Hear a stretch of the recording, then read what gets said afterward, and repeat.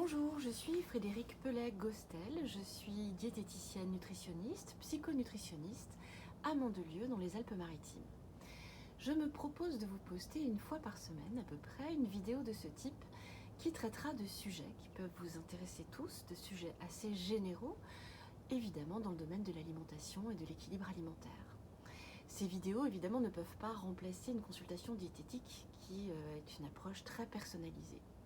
Alors aujourd'hui, pour cette toute première vidéo, je vous propose de parler de la satiété. Alors pourquoi la satiété?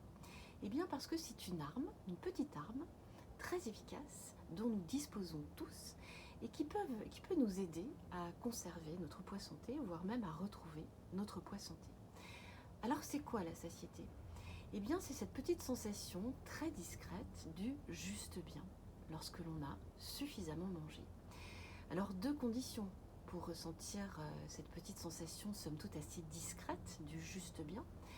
La première condition, c'est de ressentir la faim, car sans faim, pas de satiété.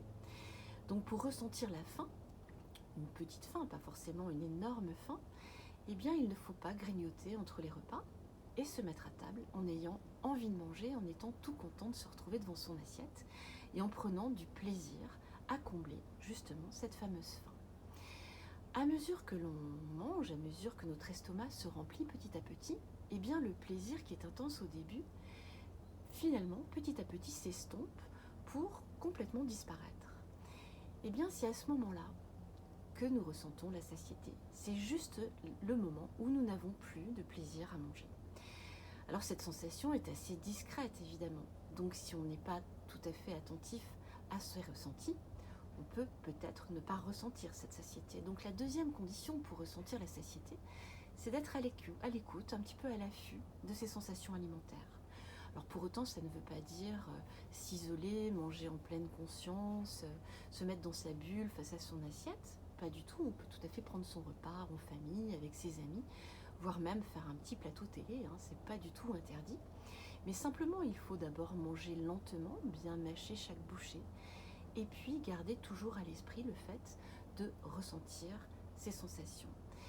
Et donc de s'arrêter à partir du moment où on ne ressent plus de plaisir à manger. Parce que se passe-t-il si on laisse passer cette petite sensation de satiété, donc ce petit signal tout doux, tout discret de notre corps? Eh bien on continue à manger, à manger, à manger, jusqu'au moment où nous ressentons le signal, alors là, très fort, du trop plein. Oh, je n'ai plus faim, j'ai trop mangé, oulala, j'ai l'estomac très tendu, j'ai presque envie d'aller me coucher, je suis fatiguée. Ça, c'est le signal du trop plein. Alors le signal du trop-plein a deux inconvénients. Le premier, c'est que on se sent lourd, on n'a plus trop d'énergie en sortant de table, on peut avoir un petit peu des difficultés à digérer en plus. Et puis surtout, si chaque repas se termine uniquement à ce moment-là, au moment du trop-plein, ça veut dire qu'à chaque repas, on aura trop mangé. Et que forcément, les kilos vont s'accumuler. Et puis que si l'on recherche à retrouver son poids santé, on aura beaucoup de mal si à chaque fois on sort de table en ayant trop mangé. Donc voilà. Petite information sur la satiété. Alors je parle pas mal du poids santé, effectivement. Alors le poids santé, c'est juste une petite parenthèse, c'est le poids pour lequel on est programmé.